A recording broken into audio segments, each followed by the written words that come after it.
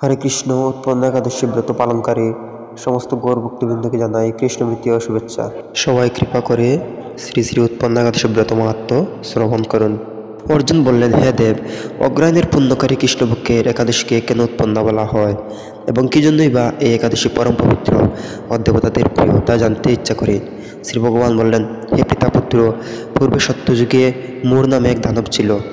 অদ্ভুত আকৃতি বিশিষ্ট সেই দানবের স্বভাব ছিল অত্যন্ত কুপন। সে দেবতাদেরও বিতপ্রদ ছিল। যুদ্ধে দেবতাদের এমনকি স্বর্গরাজ্য ইন্দ্রকে পর্যন্ত পরাজিত করে স্বর্গ থেকে বিতাড়িত করেছিল। এইভাবে দেবতারা পৃথিবীতে বিচরণ করতে বাধ্য হয়েছিল। তখন দেবতাগণ মহাদেবের কাছে গিয়ে নিজেদের সমস্ত দুঃখ সবিস্তারে বর্ণনা করলেন। শুনে মহাদেব বললেন, হে দেবরাজ, যেখানে শরণাগত বৎসল জগন্নাথ গরুধ্বজ বিরাজ করেছেন, তোমরা সেখানে যাও।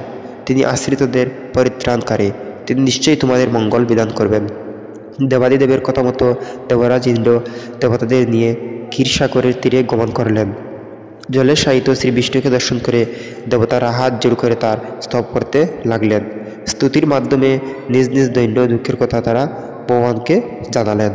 ভগবান নারায়ণ বললেন, হে ইন্দ্র, সেই মূর দানব কীরকম, সে কেমন শক্তিশালী তা আমাকে বলো। ইন্দ্র বললেন, হে ভগবান, প্রাচীনকালে ব্রহ্মবংশে তালজঙ্গা নামে এক অতি পরাক্রমী অসুর ছিল। তার এই পুত্র সেই মূর অত্যন্ত বলশালী, ভীষণ উৎকট ও দেবতাদেরও ভয় উৎপাদনকারী।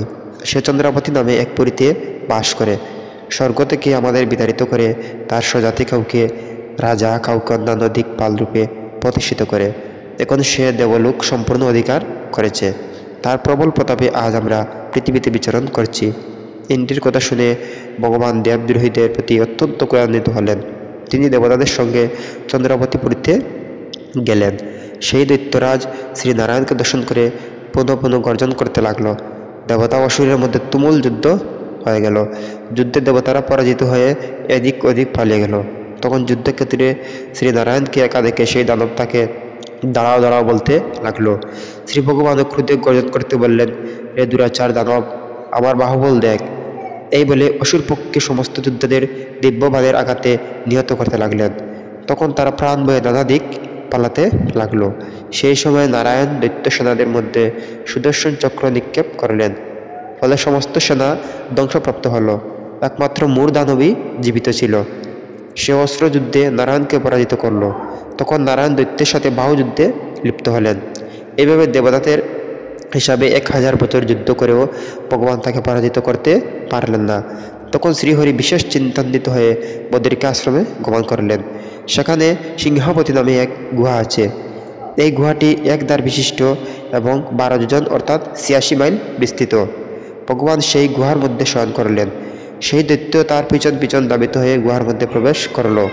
সে বিষ্ণুকে নিদ্রিত বুঝতে পারল। অত্যন্ত আনন্দিত হয়ে ভাবতে লাগলো, আমার সাথে যুদ্ধে পরাজিত হয়ে বিষ্ণু এখানে গোপনে শুয়ে আছে, আমি তাকে অবশ্যই বধ করব। দানবের এইরকম চিন্তার সঙ্গে সঙ্গে শ্রী বিষ্ণুর শরীর থেকে একটি কন্যা উৎপন্ন হলো। এই কন্যাই উৎপন্ন একাদশী। তিনি রূপবতী, সৌভাগ্যশালিনী, দিব্য অস্ত্রশস্ত্র ধারিণী ও বিষ্ণু তেজ সম্ভূতা বলে মহাপরাক্রমশালী ছিলেন। দৈত্যরাজ সেই স্ত্রীরূপিণী দেবীর সঙ্গে তুমুল যুদ্ধ শুরু করলো। কিছুকাল যুদ্ধের পর দেবীর দিব্য তেজে অসুর ভস্মীভূত হয়ে গেল। তারপর বিষ্ণু জেগে উঠে সেই ভস্মীভূত দানবকে দেখে বিস্মিত হলেন। এক দিব্য কন্যাকে তার পাশে হাত জোর করে দাঁড়িয়ে থাকতে দেখলেন। বিষ্ণু বললেন, হে পরাক্রান্ত গুরুমূর্তি, এই মূর দানবকে কে বধ করল?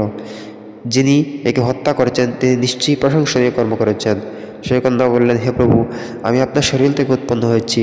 আপনি যখন ঘুমিয়েছিলেন তখন এই দানব আপনাকে বধ করতে চেয়েছিল। তা দেখে আমি তাকে বধ করেছি। আপনার কৃপাতে আমি তাকে বধ করেছি। একথা শুনে ভগবান বললেন, আমার পরাশক্তি, তুমি একাদশীতে উৎপন্ন হয়েছ, তাই তোমার নাম হবে একাদশী।